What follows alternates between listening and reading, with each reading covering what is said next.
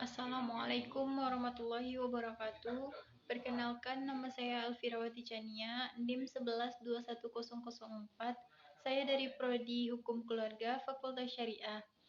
Baiklah, di sini saya akan membacakan jawaban dari ujian UTS Sejarah Peradaban Islam.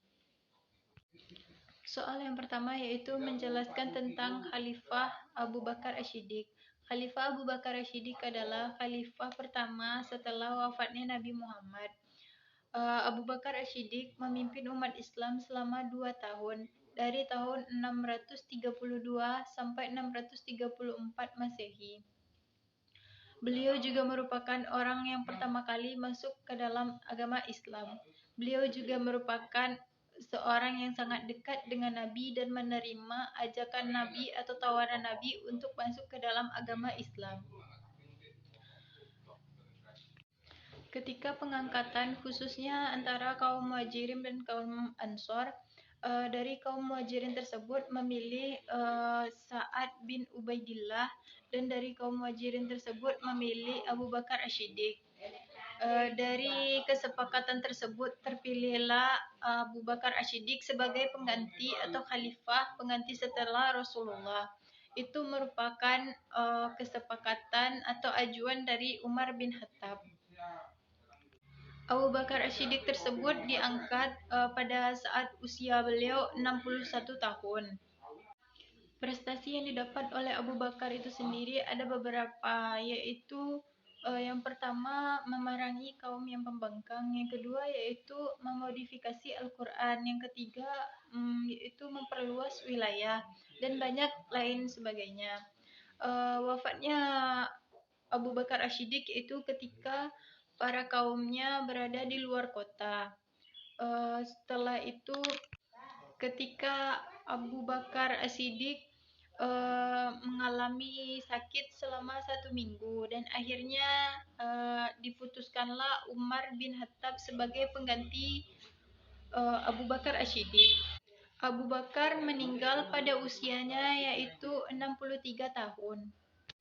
Khalifah yang kedua yaitu Umar bin Khattab. Umar bin Khattab memiliki seorang ayah yang bernama Khattab bin Nufail dan ibunya bernama Hantamah binti Hashim. Umar sempat ingin membunuh Nabi Muhammad SAW, namun hal itu diurungkan oleh Umar bin Khattab karena ketika beliau sesudah mandi, beliau mendengarkan adiknya membaca Al-Quran, yaitu surah At-Toha, dan akhirnya ia memutuskan untuk memasuki agama Islam. Setelah ia memasuki agama Islam, ia memiliki hati yang baik dan sangat lembut. Proses pengangkatan Umar bin Khattab memperhatikan dengan seksama kondisi kehidupan umat, menerima kritikan dari rakyat yang dipimpin yang sangat adil dan berani, serta tegas dan sederhana. Kebijakan yang dilakukan oleh Umar bin Khattab itu sendiri ada beberapa. Yang pertama yaitu perluasan wilayah, yang kedua yaitu menata administrasi, yang ketiga pembagian kekuasaan, yang keempat mengeluarkan undang-undang, yang kelima menata birokrasi pemerintah, yang keenam menetapkan kalender Hijriyah, yang ketujuh yaitu membangun lembaga Baitul Mal, yang kedelapan yaitu melaksanakan ijtihad. Soal yang kedua yaitu ibrah yang dapat diambil dari mempelajari tentang Khalifah Abu Bakar Asy-Siddiq. Ibrah yang dapat diambil dari mempelajari tentang kisah Khulafaur Rasyidin yaitu ketaatan kita kepada Allah Subhanahu wa taala, bijak dalam pemerintahan, terus jujur dan tidak sombong, rendah hati serta zuhud. Serta kita giat dalam belajar. Ibrah yang dapat diambil dari kepemimpinan Umar bin Khattab. Yang pertama yaitu betapa pentingnya sebagai seorang pejuang. Yang kedua, mengedepankan loyalitas yang tinggi kepada pimpinannya. Yang ketiga yaitu memiliki sifat tegas dalam memimpin.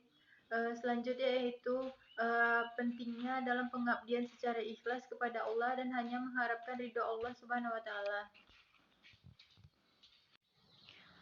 Soal yang ketiga yaitu keterkaitan dari materi yang saya bacakan tadi dengan jurusan saya atau prodi saya, hukum keluarga, yaitu dari kisah Abu Bakar dapat dijelaskan atau dapat diambil kesimpulannya bahwa Abu Bakar itu memiliki sifat yang amanah, jujur, tegas, dan adil. Jadi kita harus memiliki sifat tersebut dalam memimpin atau memberi peradilan kepada seseorang. Kemudian kisah dari atau masa kepemimpinan dari Abu Bakar tersebut tidak jauh berbeda dari masa kepemimpinan yang dilakukan oleh Abu Bakar yang memiliki Nabi Muhammad, yaitu sifat yang adil.